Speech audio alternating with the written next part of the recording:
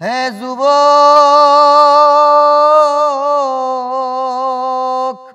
গভীর মনোযোগ। পর্দার আড়ালের মা বোনেরা, গভীর মনোযোগ। এই কনকনে শীতের রাতে ওয়াজ মাহফিল শুনতে এসেছে হাজার হাজার লোক। নামাজ হইল মানুষের সব থেকে বড় ইবাদত। আমরা সব কিছু মনে রাখি, নামাজ মনে রাখি না। ও যুবক, তুমি এখন বোঝো না, তোমার রক্ত গরম। যখন তুমি বৃদ্ধ হবে তখন বুঝবে এর জ্বালা। গভীর মনোযোগ, গভীর মনোযোগ। আমরা কি করি? বউ বলেছে বেতন পেয়েছো, গয়না লাগবে আমার। ছেলে বলেছে আব্বা আমার আইফোন লাগবে, কিন্তু মেয়ে বলেছে আব্বা আমার একখানে স্কুটি কিনে দাও, আমি বান্ধবী নিয়ে ঘুরতে যাব। কষ্ট লাগে, বুকটা ফেটে যায় যখন এই ধরনের পরিবার আমরা দেখতে পাই। এখন ঘরে ঘরে বউ শাশুড়ির যুদ্ধ লেগে যায়। শাশুড়ি বৌমারে মনে করে শত্রু, বৌমা মনে করে তার শ্বশুরি শত্রু। সন্তানরে নিয়ে কাড়াকাড়ি শুরু করে দেয়, মনে হয় 203-এর লড়াই। বলুন আস্তাগফিরুল্লাহ। আমাদের সমাজে এখন বেশিরভাগ এই ধরনের অহরহ ঘটনা আমরা চোখে দেখতে পাই। আগামী মাসের 15 তারিখে আমি আপনাদের গ্রামের ওয়াজ মাহফিলের প্রধান বক্তা। জি, আলহামদুলিল্লাহ। আলহামদুলিল্লাহ।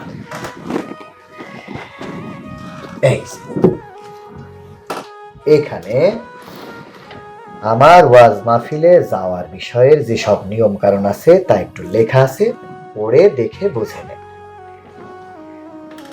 এখানে লেখা আছে, প্রধান বক্তা হযরত মাওলানা রোমেল ইশতিয়াক, পেমেন্ট 60,000 টাকা। আস্তাগফিরুল্লাহ, নাউজুবিল্লাহ।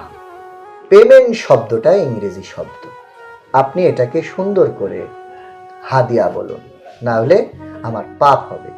আচ্ছা, হাদিয়া 60,000 টাকা। জি, সেটাই এখানে লেখা আছে। পরেরটা, দ্বিতীয়, প্রধান বক্তার আলোচনার সময় হলো 1 ঘন্টা 30 মিনিট। জি, সেটাই এখানে লেখা আছে।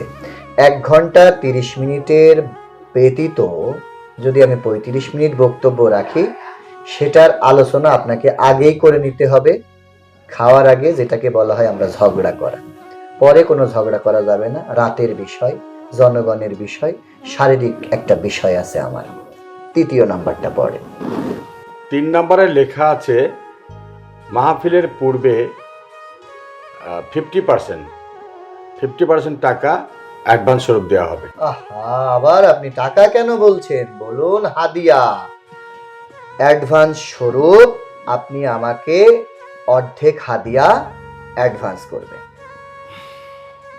তারপর দেখুন কি লেখা আছে। মাহফিলের 3 দিন আগে বাকি 30,000 টাকা পরিশোধ করতে হবে। আর একটা বিষয় বলি, 5 নাম্বারটা আমি গ্যাপ রেখেছি। সবসময় আমি এটা গ্যাপই রাখি।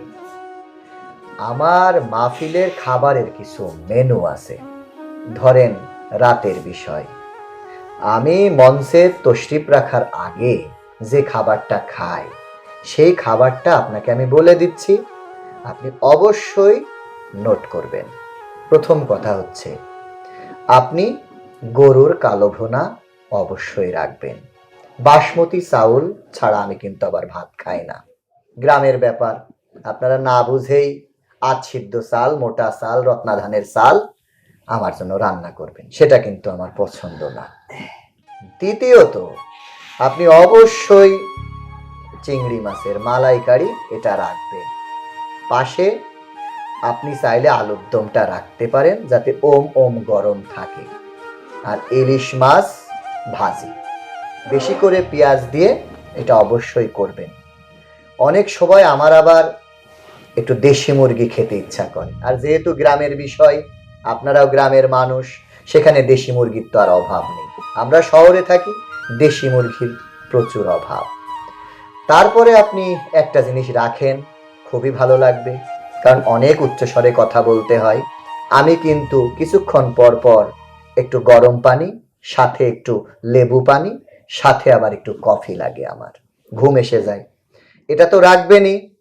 আমার জন্য কিছু ফল, যেমন ধরেন বেদানা, রক্ত সঞ্চালন করে শরীরের জন্য, কিছু আঙুর, সাদাটা রাখবেন না, ওটা টক, কালো দেখে দেখবেন পাওয়া যায় বড় বড়, এটা অবশ্যই রাখবেন। খাবারের পর ফল খাওয়া সুন্নত। আচ্ছা যাই হোক, শুধু যে আমি খাবো তা না।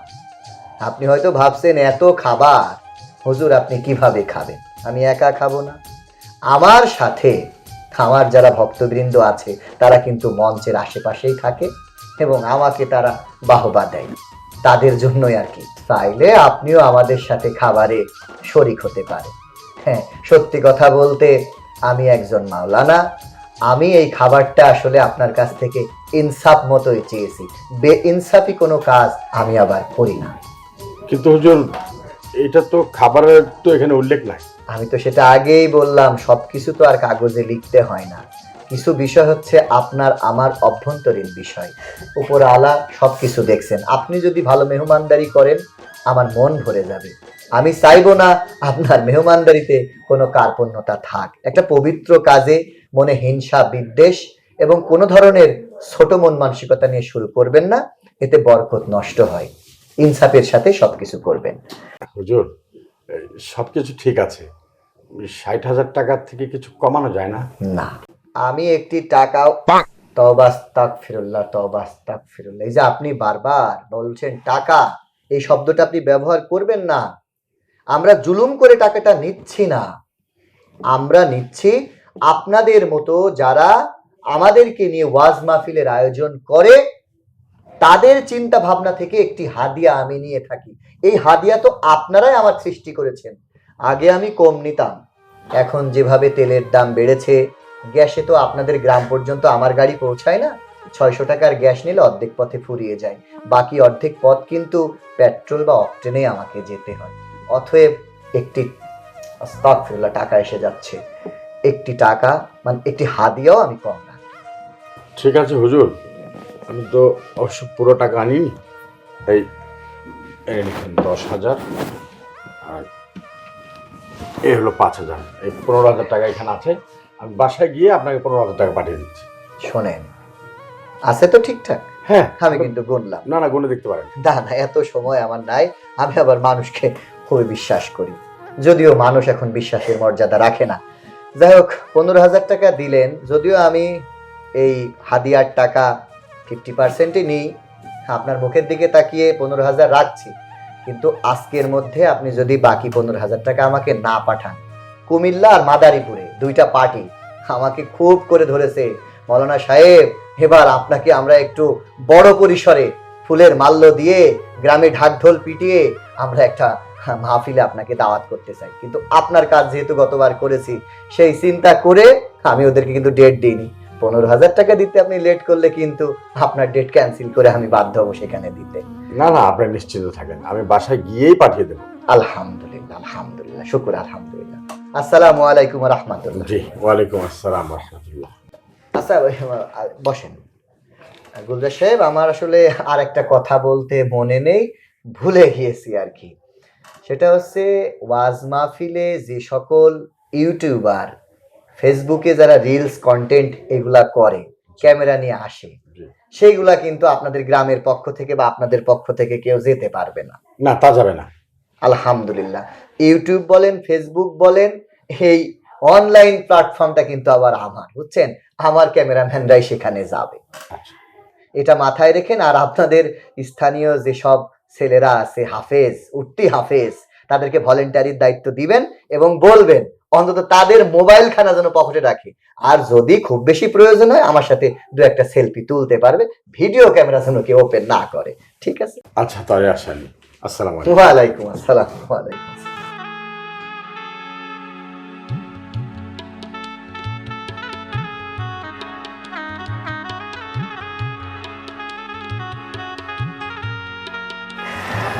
পনেরো দিন অপেক্ষা করতে হবে না?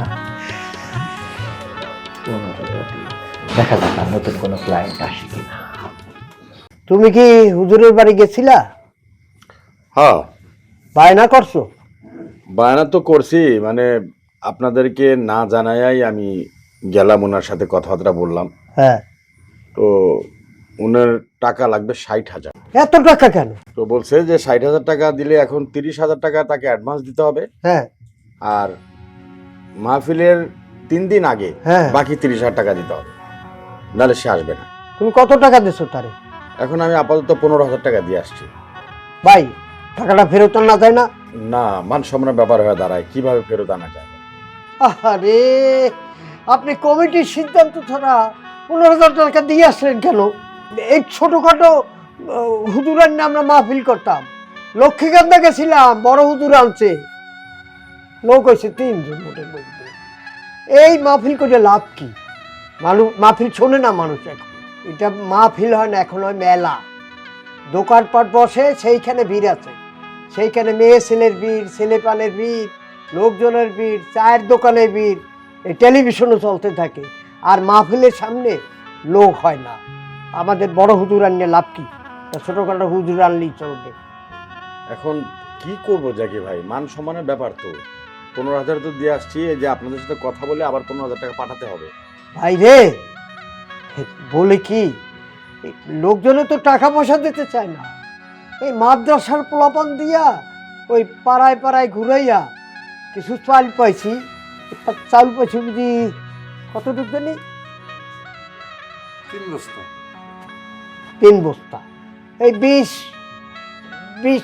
কেজির বস্তায় 3 বস্তা, মোট 60 কেজি। আর ডাল পাইছি 20 কেজির বস্তায় 1 বস্তা। আর এই যে টুকটাক যে টাকা পয়সা পাইছি, এসব বেচা, এই ডাল চাউল বেচে আর টাকা পয়সা মিলাইয়া 30-35 হাজার টাকা হইতে পারে। আর ওই দিকটা ওই চেয়ারম্যান সাহেব কইছে সে 10,000 টাকা দেবে। এখন ওনারই যদি দেই 60,000 টাকা, তারপর আমি তবরক করবো কি দিয়া? প্যান্ডেল আছে, মাইক আছে, হুজুরও বিশেষ খাবার দিতে হবে, এই টাকা কোথা থেকে হইবে? ক্যান্সেল করিয়ে দেন, ক্যান্সেল করে দেন। জাকি ভাই, এখন ক্যান্সেল করা যাবে না, যেহেতু জবান দিয়ে আসলাম। হ্যাঁ জবানই। হ্যাঁ। এখন আমি 10,000 দেই, আপনি 10,000 দেন, বশির ভাই 10,000 দেন। না, আমি 10,000 দিতে পারবো না, আমি 1,002 টাকা দিতে পারবো। আপনি? আমিও পারবো না ভাই, আমার অবস্থা ভালো না এখন। আমিও 2,000 টাকা দিতে পারবো। আচ্ছা ঠিক আছে, আপনি 2,000 দেন, আপনি 2,000 দেন, বাকি 10,000 টাকা আমি দিই। তাতে হবে? মিলে এখন 15,000 টাকা তাকে দিতে হবে তো, মানে হ্যাঁ। মান সম্মান থাকবে। হ্যাঁ, চেয়ারম্যান দেবে। আর চেয়ারম্যান দেবে 10,000 বলছে। আর আর 2-1 লোক একটু চিন্তা করেন না, আর 2-1 লোক ধরি। আচ্ছা ওটা তো পরে দেবো, চেয়ারম্যান যেটা দেবে সেটা আমরা পরে দেখতেছি, কিন্তু এখন তো যে জবান দিয়ে আসলাম, যে বাসায় গিয়া কমিটির সাথে আলাপ করে আমি 15,000 টাকা। না না, আপনার সব আলোচনা করিয়ে নিতে, না হলে ঝামেলা। আলোচনা খোলামেলা করবো। আমি কোনো লোকও চুরি নাই। আরে ভাই, এর সাথে ওই ছোট বক্তা আনলে কি হবে জানেন? এই 20-30 হাজার টাকার মধ্যে হয়ে যাবে সব কিছু। তাহলে আমাদের এই মাদ্রাসার জন্য একটা ফান্ড থাকবে। ভাই ক্যান্সেল করুন, সব ক্যান্সেল করুন। জাকি ভাই, বোঝার চেষ্টা করতেছেন না আপনি, হ্যাঁ। এখানে মান সম্মানের ব্যাপার হয়ে দাঁড়াইছে। আমি তো 15,000 অলরেডি দিয়ে আসছি, 15,000 শেষ, এখন 15,000 টাকা দিতে হবে, নাহলে তো ওই 15,000 টাকা মার যাবে। হেতে তাইলে তো আপনি দিলেন 10, আমি 2, 12, 2, 14, আর 1,000 টাকা দেবেন। আচ্ছা আমি 1,000 টাকা মিলাই আমি পাঠাই, আপনার টাকা দেন 4,000। যদি কোনো টাকার ঠেক লাগে কিন্তু এটা দায় দায়িত্ব কিন্তু আপনার, বুঝছেন? ঠিক আছে, আপনারা আর যখন কোনো টাকা পয়সা দিবেন না, তাহলে এইটাই দেন, আর বাকি যে টাকা পয়সা আসে কালেকশন করতে পারি দিয়া, যেমনি সুবিধা হয়, এলাকার সম্মান আছে, সুবিধা মতো আমরা শেখ। হ্যাঁ ঠিক আছে, আপনার আমরা যতদূর পারি সহযোগিতা করব, আপনার কথা জানি ঠিক থাকে। আলহামদুলিল্লাহ, যাক খুশি হইলাম। আলহামদুলিল্লাহ। গুলজার ভাই, জি ভাই। ভাবি, আপনাদের বাড়িতে ক্লান্ত শরীরে পা দিয়েছিলাম, নাস্তা খেতে খেতে শরীর এখন চাঙ্গা হয়ে গিয়েছে। মাশাআল্লাহ, আলহামদুলিল্লাহ। আপনাদের এই আতিথেয়তা আমি সারা জীবন মনে রাখবো। আল্লাহ তুমি এদেরকে আরো বরকতময় সংসার করে তোলো। আপনি যেমন মেহমানদারিতে খুশি হয়েছেন, এতে আমি খুশি। সেটাই। এখন বলছিলাম গুলজার সাহেব, আমি কিন্তু যেদিন আপনি আমাকে হাদিয়াটা জমা দিয়ে এসেছিলেন 15,000 টাকা, মনে আছে? জি জি। ওই দিন কিন্তু 4 নাম্বার যেটা আমার খাতায় মানে লিস্টে লেখা ছিল না, সেটা হচ্ছে খাবারের মেনুটা আপনাকে বলে দিয়েছিলাম।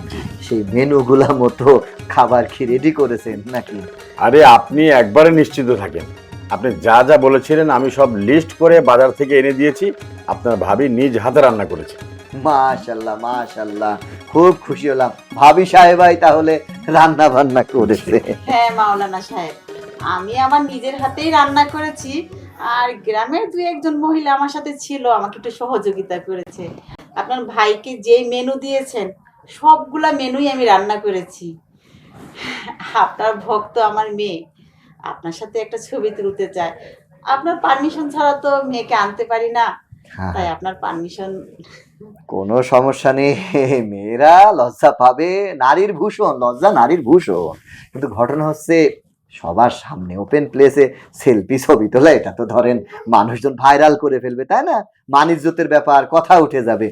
খাবার শেষ করার পর আমি ওয়াজ মাহফিলে ওঠা ঠিক আগ মুহূর্তে আলাদা করে ওকে নিয়ে আসেন, একটা দুটা ছবি তুলে দেওয়া যাবে। আচ্ছা বুঝলা সাহেব, তাহলে আর বেশি রাত করার দরকার নেই। আমার আবার ভক্তবৃন্দ অপেক্ষা করছে, ওদের সাথে কিছু কথা বলবো। আবার ওরাদের তো খিদা লেগেছে, খাইতে হবে, অনেক দূরের পথ এসেছি। জি, জি। যান, আপনি ভাবিকে নিয়ে ইন্তেজাম করুন খাবারে। চলো আর দেরি না করে তাড়াতাড়ি ব্যবস্থা করি।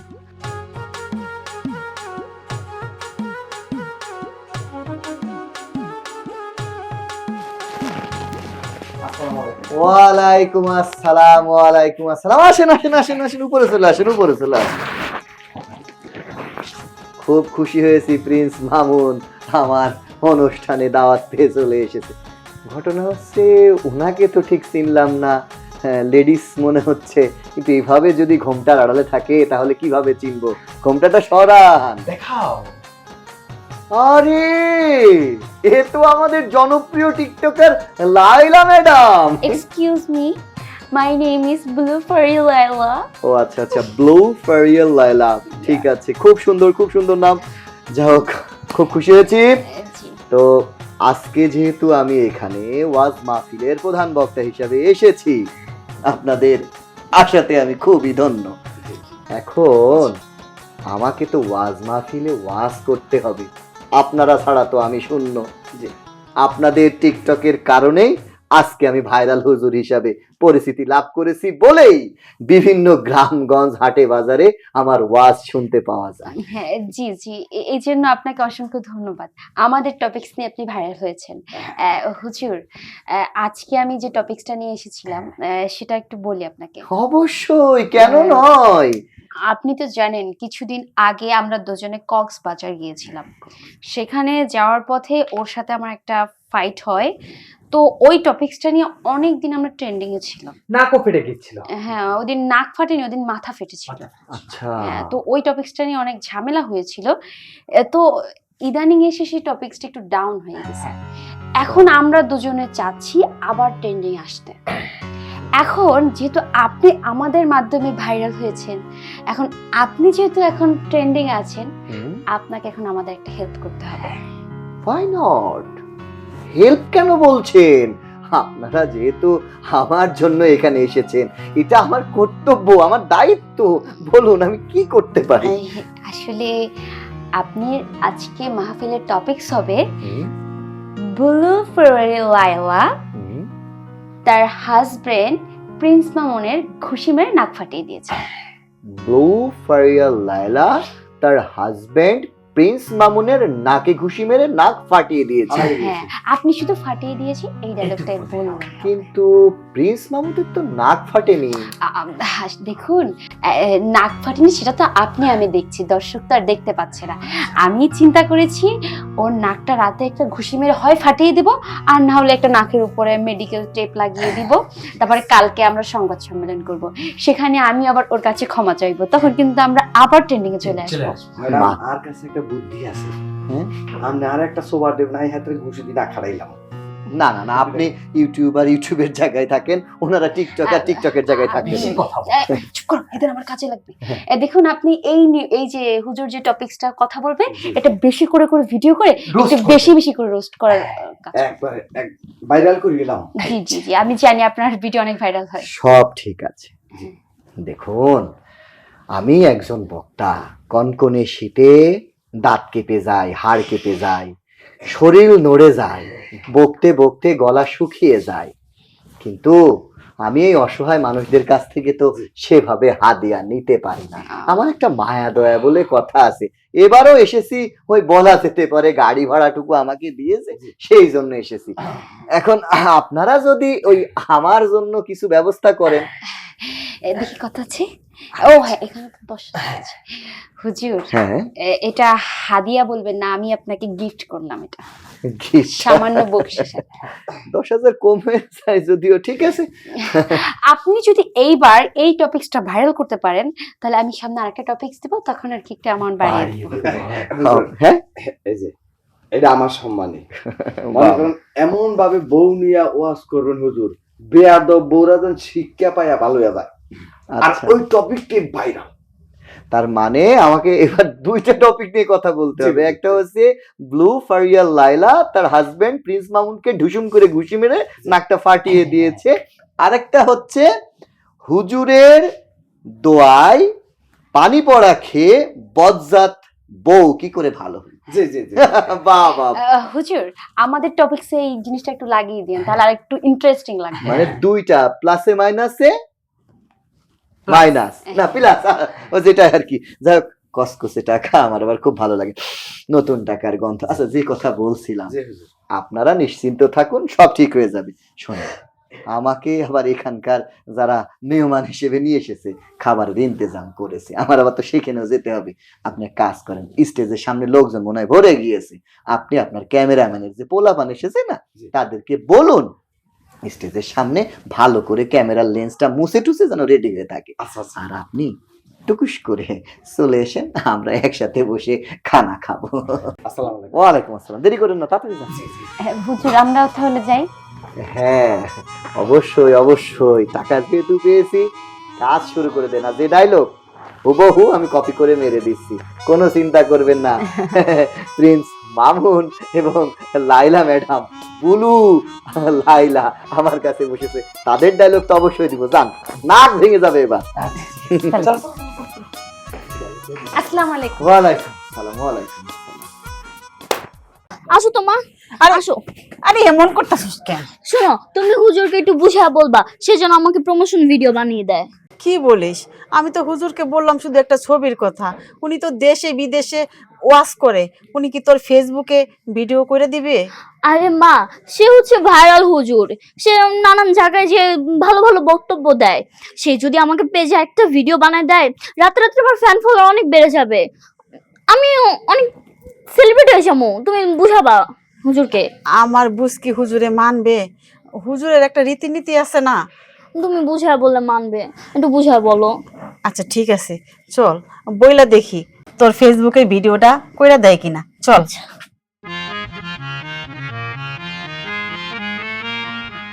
আরে বাবা, আমি তো বললাম আপনাদের ওইখানে আমি ওয়াজ মাহফিলে প্রধান অতিথি হিসাবে বক্তব্য দেব, কিন্তু আমারও তো কিছু কথা আছে, নিয়ম কানুন আছে। আমি আপনার এই হোয়াটসঅ্যাপ নাম্বারে, বুঝছেন, ওই আমার যে নিয়ম কানুনের ফর্দটা আছে না, মানে ফরম, সেটা আমি পাঠিয়ে দিচ্ছি। আপনি আগে পড়ে দেখেন, আপনাদের যদি পোষায় তাহলে ইনশাল্লাহ আমি আপনাদের ওখানে মেহমান হিসেবে যাচ্ছি। আর একটা কথা, ওই আমি তো কিছুক্ষণের মধ্যে মঞ্চে উঠবো। হ্যাঁ, ওয়াজ মাহফিল চলতেছে চলতেছে। জি জি, তো আপনি ঘুমিয়ে পড়েন না, জেগে থাকেন, আমি শেষ করে আপনাকে নক দিচ্ছি ফোনে। ঠিক আছে, আসসালামু আলাইকুম ওয়া রাহমাতুল্লাহ। হুজুর আসসালামু আলাইকুম। ওয়ালাইকুম আসসালাম ওয়া রাহমাতুল্লাহ ওয়া বারাকাতুহু ওয়া জান্নাতু ওয়া মাগফিরাতু ফি আমানিল্লাহ। মাশাআল্লাহ, নিশ্চয়ই আমাদের মা জননী হবেন। খুব সুন্দর দেখতে। আল্লাহ তুমি তাকে জ্ঞানের ভান্ডার দান করো। হুজুর, আমার না ছোট্ট একটা ইচ্ছা আছে। ছোট্ট একটা ইচ্ছা আছে? বলো বলো, কি ইচ্ছা তোমার? আমি না আপনার লগে একটা প্রমোশন ভিডিও বানাইতে চাই। আমার না একটা পেজ আছে, মোটামুটি ভালোই ফ্যান ফলোয়ার আছে। আপনি খালি একটু লাইভে যা বইলা দিবেন আমার ফ্যান ফলোয়ার গুলো যেন আমারে তারা বেশি বেশি লাইক কমেন্ট শেয়ার করে। শোনো মা, তুমি আমার কথায় রাগ করো না। আমি একজন মাওলানা মানুষ, ওয়াজ মাহফিল করে বেড়াই, খুব ভাইরাল। এখন আমি যদি তোমার পেজে প্রমোশন করার জন্য ভিডিও বানিয়ে দিই, আমাকে নিয়ে তো রীতিমতো মানুষ ট্রোল করবে, খারাপ ভাববে। আমি বলি কি, তুমি একটা কাজ করো, আমার সাথে একটা সেলফি তোলো, সেলফি তুলে তোমার যে পেজের কথা বললে সেখানে ছেড়ে দাও। হ্যাঁ, ছবি ছাড়ার সময় আমার মুখের উপরে, হ্যাঁ মানে ছবির মুখের উপরে একটা লাভ স্টিকার দিয়ে দিবা, যাতে কেউ আমাকে চিনতে না পারে। তুমি উপরে সুন্দর করে টাইটেল লিখে দেবে যে বলুন তো আমি কোন হুজুরের সাথে ছবি তুলেছি। সঠিক উত্তরদাতার সাথে তুমি পরবর্তীতে ভালো সম্পর্ক করবে, এতে তোমার ফ্যান ফলোয়ার তৈরি হবে। এটা ভালো হয় না? চলো ছবি তোলো। লাগবে না আমার ছবি তোলা, একটা ভিডিও করতেছিলাম এটা করতে দিল না। মাওলানা সাহেব, মেয়ে ছোট তো বুঝে না, আপনি কিছু মনে করেন না। না না, কি মনে করব, আমার ভাস্তি, আমার নিজের মেয়ে যদি আমার সাথে এরকম আচরণ করতো আমি কি খারাপ মনে করতাম? মনে করতাম না, কিচ্ছু মনে করেন। যান, আপনি মেয়েকে বোঝান যেন রাগ না করে। এখন আপনাদের মাঝে উপস্থিত বাচ্চা আছেন এই মাইকে ডাক শুরু হয়ে গেছে। যাই। জনাবে মাওলানা আল্লাহু আহমেদ আকবার। সিয়াদ সাহেব। হে যুবক,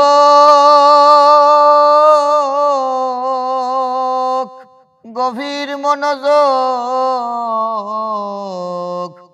পর্দার আড়ালের মা বোনেরা গভীর মনোযোগ।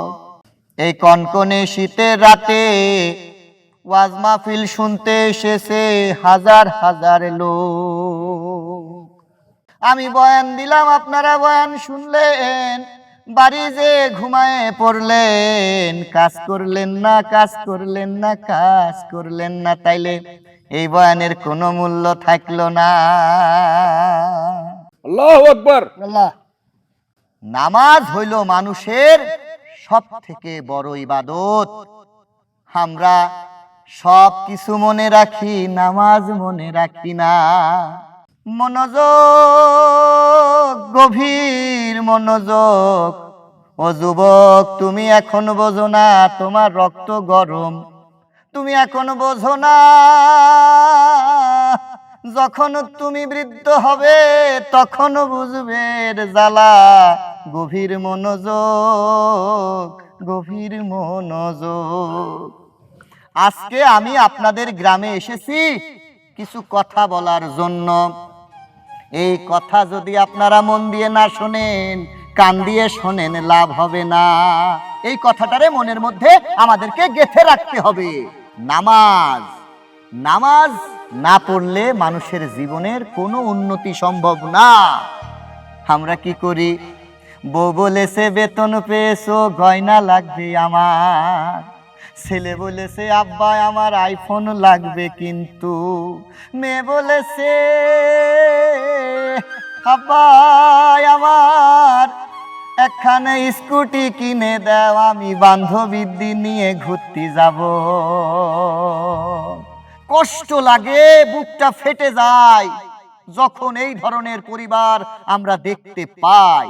এখন ঘরে ঘরে বউ শাশুড়ির যুদ্ধ লেগে যায়। শাশুড়ি বৌমারে মনে করে শত্রু, বৌমা মনে করে তার শ্বশুরি শত্রু। সন্তানরে নিয়ে কাড়াকাড়ি শুরু করে দেয়, মনে হয় 203-এর লড়াই। বলুন আস্তাগফিরুল্লাহ। আমাদের সমাজে এখন বেশিরভাগ এই ধরনের অহরহ ঘটনা আমরা চোখে দেখতে পাই। আজকে যখন এই মাহফিলে আসার জন্য আমি বাড়ি থেকে রওনা দিয়েছি, গাড়ির মধ্যে বসে মোবাইলটা হাতে নিয়ে ফেসবুকে একটু ঢুকলাম। ফেসবুকের মধ্যে দেখলাম লড়াই বেঁধে গেছে। এখন জিজ্ঞেস করেন কারা লড়াই করতেছে? লাইলা নামের একজন ভদ্র মহিলা আছেন বয়স্ক, তিনি নাগর পেতেছেন প্রিন্স মামুন নামের আর একজনের সাথে। বিয়ে নয় তো বিয়ে নয়, জিনা জিনা জিনা, আস্তাগফিরুল্লাহ। এই পোলারে নাকি ওই মায়া ছাড়তে পারে না। 2 দিন পর পর ঢিসুম ঢিসুম কুস্তির লড়াই, WWF। আমরা টেলিভিশনের মধ্যে লড়াই দেখি আর তাদের সংবাদ শুনে আমাদেরকে আনন্দ বিনোদন দেয়। সি সি সি সি সি, এই দেশের মানুষ যে রুচির দুর্ভিক্ষের মধ্যে থাকে, এদের দুইজনকে দেখলে বোঝা যায়। আমাদের অভিনেতা, আমাদের একজন অভিনেতা আছে, যদিও যারা অভিনয় করে পেটের দায়ে করে, অনেকে খারাপ আছে, অনেকে ভালো আছে, তবে আমি এদিকে যাব না। আমি যেই দিকে যাব সেটা হচ্ছে জেনে বুঝে যে লোক খারাপ কাজ করে সে একজন অপরাধী, তাকে আমাদেরকে ঘৃণা করতে শিখতে হবে। তাই আমি বলবো এই মামুন আর এই লাইলার ঘটনা দেখে আপনারা অনুপ্রাণিত হবেন না। এদের ঘটনা দেখে দেখে এখন প্রত্যেকটা সংসারে ভাঙন লেগে আছে। যে কথা বলছিলাম, মোবাইলের মধ্যে ঘটনা দেখলাম, তারা কক্সবাজারে দুইজন বেড়াতে গিয়েছেন। কক্সবাজারের সমুদ্র সৈকতে এই মামুন রাগ করে লাইলার নাকে দিয়েছে একটা ঘুষি। ভালো কথা, দুইজনে ঝগড়া হয়েছে, বাড়িতে গিয়েছে, সংবাদ সম্মেলন করে সাংবাদিক এনেছে। 6 মাস কারোর সাথে কথা বলে না, কথা বলে না তো বলে না। 6 মাস পর হঠাৎ করে দেখি আবার নতুন সংবাদ ফেসবুকে ভাইরাল হয়েছে। ওই যে মামুন লাইলার নাকে ঘুষি মেরে নাকের বদনা ছুটিয়ে দিয়েছিল, এখন আবার সেই প্রতিশোধ নেয়ার জন্য 2 মাস মধুর মধুর কথা কইয়া সংসার পেতেছে। সংসার পাতা শেষ, কথাই কথাই লাইলা প্রতিশোধ নিতে যে প্রিন্স মামুনের নাকে দিয়েছে ঘুষি, নাক দুভাগ হয়ে গেছে। এখন তারা দুইজন আশ্রয় নিয়েছে কোথায়? আদালতের বারান্দায়। তাদের এই নাটক শুরু হয়ে গেছে বাংলাদেশে। এই নাটক দেখতে দেখতে আমাদের দেশে হাজারো মানুষ বিপদগ্রস্ত, সেদিকে আমাদের কোনো নজর নাই। এখন শুনতে পেলাম আগামীকাল নাকি তারা আবার নতুন করে সাংবাদিকদেরকে ডেকে আবার নতুন নাটক শুরু করবে। অতএব আজকের পর কাল আমরা আবার প্রিন্স মামুনের সেই নাকের লড়াই, মরগ লড়াই যাকে বলা হয়, সেটা আবার দেখতে পাবো। এই কথা বাদ। অতএব আপনাদের রিকোয়েস্ট করি, অনুরোধ করি, ইসলামের পথে আসেন, নামাজ পড়েন, রোজা রাখেন, হজ করেন, যাকাত দেন। এই সব ফালতু জিনিস থেকে নিজেদেরকে বিরত রাখেন। নিজের সন্তানকে উপযুক্ত শিক্ষা দেন, ইসলামের শিক্ষা দেন। তাইলে দেখবেন আপনার সন্তান বড় হইয়া আপনার বৃদ্ধাশ্রমে পাঠাবে না, আপনার জন্য ভালো কিছু করবে। এটা তো গেল 1 নাম্বার। 2 নাম্বার, একটা ঘটনা শুনে আমি অবাক হলাম। কোন এক হুজুর, এখন হুজুরদের কথা কি বলবো, সবাই কিন্তু হুজুর না, কেউ আছে হাজি, কেউ আছে পাজি। সেই পাজি হুজুরের কথা বলি। সে নাকি ফু দিয়ে কোন পানি পড়া কোন মেয়েরে খাওয়াইছে। সেই মেয়ে নাকি এখন জামাইরে পিটানো বন্ধ করে আদর করা শুরু করেছে। এসব ভণ্ডামো, এসব পুরোটাই ভণ্ডামো। পানি পড়া দিয়ে যদি সংসার ঠিক হইতো, তাহলে তো কত মানুষেরই সংসার ঠিক হয়ে যাইতো।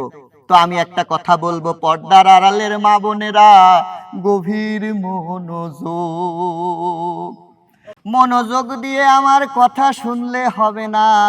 বাবাজিরা, যুবক যুবতীরা, মা বোনেরা, আমি ওয়াজ দিয়ে চলে গেলাম, আপনারাও ঘুমিয়ে গেলেন, সব ভুলে গেলেন। না না না না না, ভোলা যাবে না। তাই আমি বলবো, রাত অনেক হয়েছে, আমার কথা কিন্তু প্রায় সব শেষ। এখন দোয়া হবে। আপনারা আমার কথাটাকে ওয়াজ মনে করে শুধুমাত্র মনের মধ্যে রেখে দিলেন, কান দিয়ে শুনেও কান দিয়ে বের করে দিলেন, তাহলে কিন্তু আপনাদের সওয়াব হবে না। নামাজ কালাম পড়তে হবে, আল্লাহর ভয় পেতে হবে এবং পিতা মাতাকে সম্মান করতে হবে। মা বাবার পায়ের নিচে সন্তানের বেহেশত, এটা মানতে হবে। সংসারে অশান্তি যাতে না হয় সেই কাজ করতে হবে। স্ত্রীদের মনে রাখতে হবে স্বামী তার পরম সম্পর্ক। অতএব স্বামীদেরকে বউরা সম্মান করবে, বউরা স্বামীদেরকে সম্মান করবে। তো আমি আর বয়ান বেশি রাত করব না, প্রায় আজানের সময় হয়ে গিয়েছে। আর কিছুক্ষণ পর মসজিদে আজান দেবে। আজানের কিন্তু লাস্ট কথা হচ্ছে আসসালাতু খায়রুম মিনান নাওম। তার মানে ঘুম থেকে নামাজ উত্তম। অনেক বাচ্চারা ঘুমিয়ে গিয়েছে, তাদেরকে ঘুম পাড়িয়ে দেন। কিন্তু আপনারা তো বাচ্চা না, আপনারা যুবক, আপনাদের রক্ত গরম আছে। অতএব চলেন আমরা জামাতের সাথে আজকে এই গ্রামের সমস্ত মুসল্লি এক হয়ে নামাজ পড়ি এবং ওয়াদা করি আজকে থেকে আমরা নামাজ কাজা করব না। আলহামদুলিল্লাহ, আলহামদুলিল্লাহ, আলহামদুলিল্লাহ। এখন দোয়া হবে, সবাই দোয়ার জন্য প্রস্তুতি নিন। আসসালামু আলাইকুম ওয়া রাহমাতুল্লাহ ওয়া বারাকাতুহু।